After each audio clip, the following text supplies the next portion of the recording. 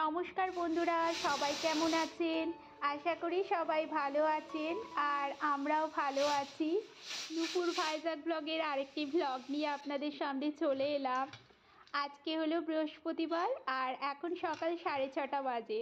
আজকে 6টার সময় উঠেছি, উঠে ফ্রেশ হয়ে চলে এসেছি রান্নাঘরে।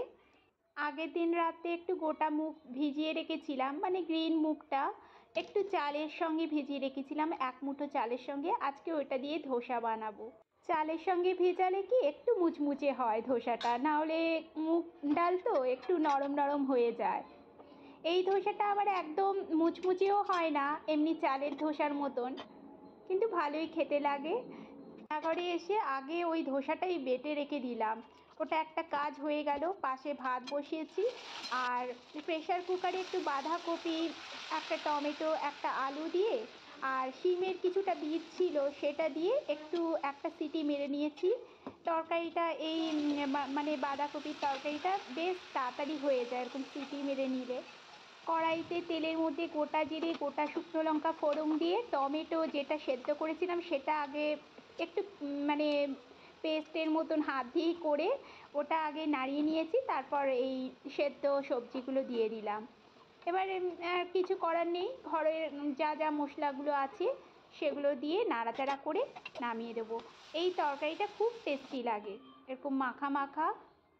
আমার তরকারি হয়ে গেছে, এবার একটু করলা ভাজা করে নেব। আর পাশে আরেকটা কড়াইতে ডালটা সেদ্ধ করে নিয়েছি, সেটাও ফোড়ন দিয়ে দেবো। করলা দুটো অনেক দিন ধরেই আছে, বেশ ওটা একটু মুচমুচেই আজকে ভাজবো। আমরা না তো বেশিরভাগ টাইম করলাটা সেদ্ধ খাওয়ারই চেষ্টা করি, সেদ্ধতে বেশি তেল ঢোকে না আর ভাজলে অনেকটাই তেল ঢুকে যায়। এই যে ডালটা ফোড়ন দিয়ে দিয়েছি, আজকে মুসুর ডাল করলাম, তরকারি আর করলা ভাজা। আমি চা খেতে খেতে আজকে মিষ্টিকে খাইয়ে দিলাম, ওকেও একটু ভাত খাইয়ে দিলাম। ও আবার এই আমাদের এই মুগ ডালের ধোসা ও অতটা পছন্দ করে না আর পেট ভরে খাবেও না, বিকেলের দিকে পরে করে দেবো। মিষ্টিকে ছাড়তে চলে গেছে ওর বাবা, আর এদিকে আমি ধোসাগুলো একটু রেডি করে নিচ্ছি, ও এলেই খেতে দিয়ে দেবো। ওর আবার 9:30টার মধ্যেই আজকে বেরোতে হবে। ধোসাগুলো বেশ খেতে টেস্টি হয়, একটু নরম নরম হয় কিন্তু খেতে খুব টেস্টি হয়। কিন্তু এই ধোসাটা না রেখে দিলে ভালো লাগে না। ধোসাটার জন্য একটু নারকেল চাটনি বানালাম, আর নারকেল চাটনি দিয়ে খুব ভালো লাগে। চলুন তবে খেয়ে নিই ব্রেকফাস্ট। হ্যান্ড ওয়াশ করো, ভালো করে হ্যান্ড ওয়াশ করে নাও। ভাতও ভালো করে করে নিও নি। ও এসে খেলতে বসে গেল। মিষ্টিকে স্কুল থেকে নিয়ে চলে এলাম, সকালে সমস্ত কাজকর্ম হয়ে গেছে আর স্নান টান করে পুজো দিয়ে ওকেও নিয়ে চলে এলাম।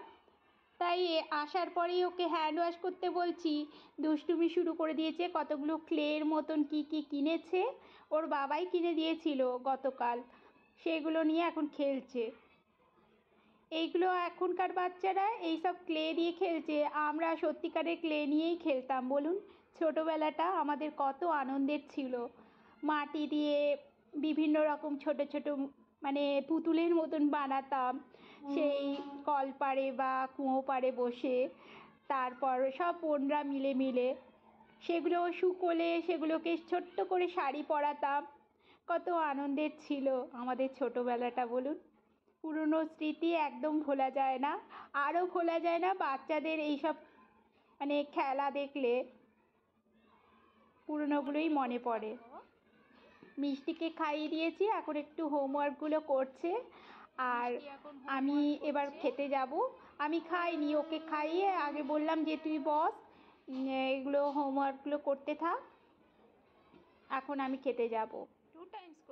চলুন আজকের ভিডিওটা তার এখানেই শেষ করছি। সবাই ভালো থাকবেন আর ভিডিওটা কেমন লাগলো সবাই আমাকে অবশ্যই কমেন্ট করে জানাবেন। নমস্কার।